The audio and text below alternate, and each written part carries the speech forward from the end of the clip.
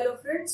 हमारे पास में बहुत सारे जो लोन के प्रपोजल्स आते हैं उसमें से मैक्सिमम लोन्स जो कि नहीं हो पाते उसका मेन रीजन रहता है सिविल स्कोर। उनको और कुछ क्लाइंट्स ऐसे भी होते हैं जिनको पता ही नहीं होता कि उनका सिविल स्कोर लो क्यों है। तो आज के हम वीडियो में ये डिस्कस करेंगे कि सिविल स्कोर आखिर होता क्या है, वो कंपनीज और इंडिविजुअल को कैसे अफेक्ट करता है, और ये जरूरी नहीं है कि आपका सिविल स्कोर लो होगा तो आपको लोन नहीं मिलेगा या कि हायर रेट ऑफ इंटरेस्ट पे मिलेगा।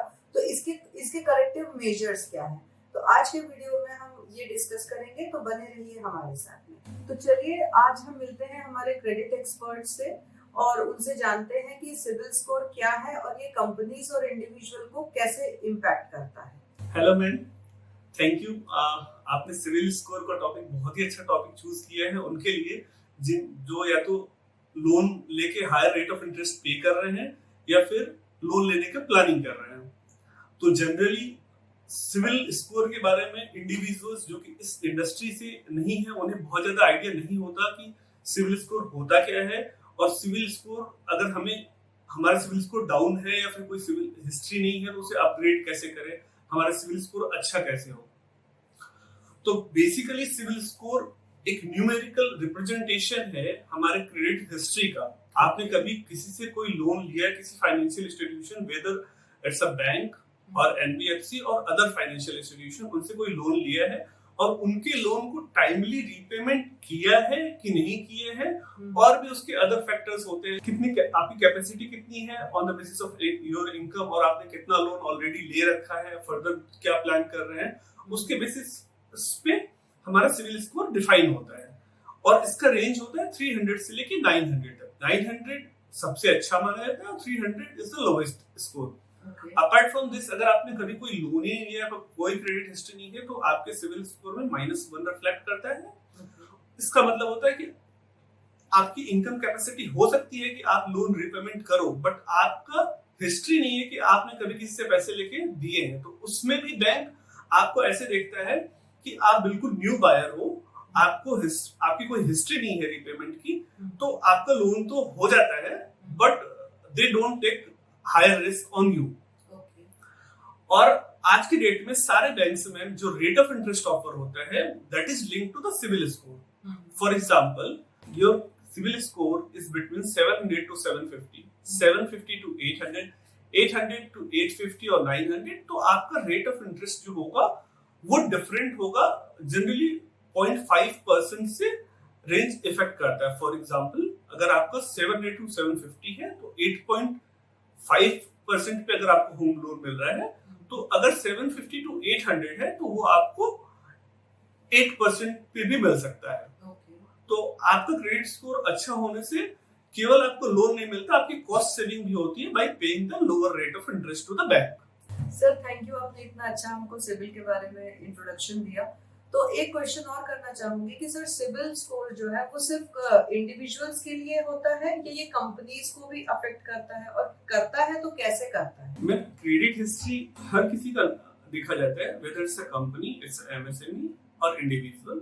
रिप्रेजेंटेशन अलग होता है। इंडिविजुअल के केस में जैसे हम सिविल स्कोर देखते हैं that is ranging from 300 to 700, 900, और कंपनीज के केस में एमएसएमई में डिफरेंट रेटिंग होते हैं। फॉर एमएसएमई सीएमआर रेटिंग होता है, सीएमआर 1 to 9, और बड़ी कंपनीज हो उनका मतलब अदर देन एमएसएमई हो उनका एक्सटर्नल क्रेडिट रेटिंग होता है।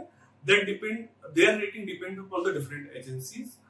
BBB- एंड अबव डिग्रीज जो होते हैं वो इन्वेस्टमेंट ग्रेड होते हैं। उस केस में जो भी इन्वेस्टमेंट ग्रेड रेटिंग होती है उसके ऊपर अगर आपका रेटिंग है तो बैंक आपको इजीली फाइनेंस कर देता है। If your rating is below investment grade तो बैंक आपको फंडिंग नहीं करता है या फिर higher rate of interest with more secured collateral ही लोन करता है। सर तो सिविल स्कोर में क्या क्या एरर्स आ सकती हैं और इसके क्या क्या रीजंस हैं इन एरर्स के? मैन, क्रेडिट स्कोर डाउन होना के मल्टीपल रीजंस हो सकते हैं किसी के भी, और उसमें सबसे ज्यादा जो रीजंस हमारे सामने आते हैं वो ये इंडिविजुअल्स अपने करियर के स्टार्टिंग फेज में credit cards, multiple credit cards के जो ऑफर आते हैं उसे अवेल कर लेते हैं। और उसे यूज भी कर लेते हैं, बट जनरली उसका टाइमली रिपेमेंट नहीं हो पाता। और टाइमली रिपेमेंट ना होने पे जो क्रेडिट कार्ड कंपनीज है वो 36% के इंटरेस्ट, पेनल्टीज, बहुत सारी चीजें उस पे लगाते हैं, जिससे क्या होता है इंडिविजुअल उसे देना नहीं चाहता और ना देने के साथ साथ वो सेटल कर लेता है। अगर वहां से ऑफर आया कि आपका 80,000 ड्यू बन रहा है और हम आपको 50,000 में आपके जो इंटरेस्ट लगे हैं या फिर जो पेनल्टीज लगे हैं उसको हम सेटल कर लेते हैं 50,000 में 30,000 में, और इंडिविजुअल या तो उसे पेमेंट नहीं करता, बिल्कुल अपना स्कोर खराब कर लेता है, या तो फिर उसे सेटल कर लेता है। तो हमारे सिविल में वो शो करता है कि हमने सेटल करके पे कर दिया। अच्छा सर, ये तो आपने बहुत अच्छा बताया। तो सर ये जो सेटलमेंट है, ये जो सेटल्ड हो गया है, तो ये सेटल करेक्ट कैसे करेंगे? इसको सिविल अथॉरिटीज करेक्ट करती है या कि बैंक्स इसको करेक्ट करेंगे?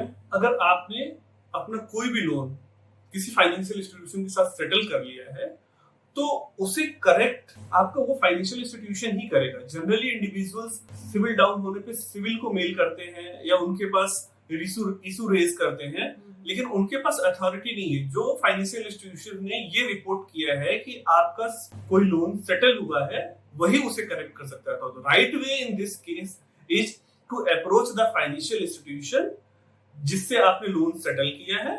उनको जब आप अप्रोच करोगे तो जो अमाउंट सेटल किया है वो बोलेंगे कि आप ये अमाउंट हमें रिपेमेंट करो, तो then they will issue NOC that आपने वो पुराने लोन को रिपेमेंट कर दिया है, एंड विद इन 30 डेज वो आपके सिविल स्कोर में सिविल इंस्टीट्यूशन को ये बता देंगे, आपके सिविल को अपग्रेड कर देंगे कि आपका सेटल से नॉर्मल लोन खत्म हो गया है। तो फ्रेंड्स, इस केस में हमें क्या करना चाहिए? हमने जहां से हमारा जो क्रेडिट कार्ड इशू हुआ है, फाइनेंशियल इंस्टीट्यूशन मतलब जो क्रेडिट कार्ड जिस भी बैंक से इशू हुआ है उस बैंक को अप्रोच करना है और उस बैंक में जाकर वहां सेटलमेंट करना है। वहां जाकर उनको उस क्रेडिट कार्ड के बारे में बताना है, वो सेटल्ड हमको इंफॉर्मेशन आ रही है उस सेटल के लिए बताना है, और वहां वो जो भी नेगोशिएट करते हैं या जो भी आगे का जो प्रोसेस बताएंगे कि आपको इतना पे करना है, ये करना है, वो सारी चीजें करके और फिर से 1 महीने बाद अपना क्रेडिट स्कोर चेक करना है और उस बैंक से एनओसी लेना है कि अब हमारा कोई भी लोन या कुछ भी ड्यूज उस क्रेडिट कार्ड से रिलेटेड हमारे पास में नहीं है। ओके सर, तो इसके अलावा सेटल के अलावा भी कोई और इश्यूज होते हैं सिविल में जिसको कि हमको देखना चाहिए? सेटलमेंट के अलावा एक और प्रॉब्लम जो जनरली इंडिविजुअल्स को मिलता है वो ये कि उन्होंने कोई पर्टिकुलर लोन लिया ही नहीं, ना कभी उसमें कोई गारंटी दिया है, और उनके सिविल स्कोर में वो लोन रिफ्लेक्ट कर रहा है और वो डिफॉल्टेड रिफ्लेक्ट कर रहा है। तो जनरली ये होता इसलिए है कि किसी भी तरीके से उस फाइनेंशियल इंस्टीट्यूशन के पास, एनबीएफसी के पास आपके रिकॉर्ड थे, आपने कभी लोन एप्लीकेशन लगाया होगा, लोन एक्चुअली में लिया नहीं होगा, ये समहाउ वो पैन नंबर आपका वहां पे है और उन्होंने बाय मिस्टेक वो चीजें आपको रिपोर्ट कर रखी है, या किसी ने फ्रॉडली आपके डिटेल्स को यूज किया है एज ए गारंटर और एज ए बायर यूज किया है, तो वो आपके रिफ्लेक्ट हो रहा होगा।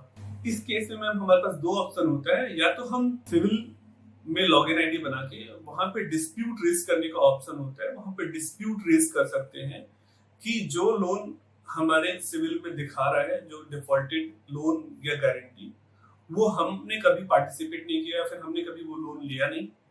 उस केस में सिविल वो हमारे डिस्प्यूट को उस कंसर्न बैंकर को भेजेगा कि आप रिपोर्ट कर रहे हो कि इन्होंने ये लोन लेके डिफॉल्ट किया है या फिर इन्होंने गारंटी दी है, बट एक्चुअली में कस्टमर का कहना है कि उसने कभी ऐसा पार्टिसिपेट नहीं किया है। तो वो फाइनेंशियल इंस्टीट्यूशन अपने रिकॉर्ड्स को चेक करेगा और दोबारा से उन्हें कम्युनिकेट करेगा। अगर उनके रिकॉर्ड में एक्चुअली में वो बाई कोई क्लैरिकल मिस्टेक ऐसा अपडेट हो गया है तो वो उसको हटा लेंगे, अदरवाइज वो अपना रीजन बताएंगे कि क्यों उन्होंने ऐसा रिपोर्ट किया है, आपको उनके साथ सेटल करना पड़ेगा।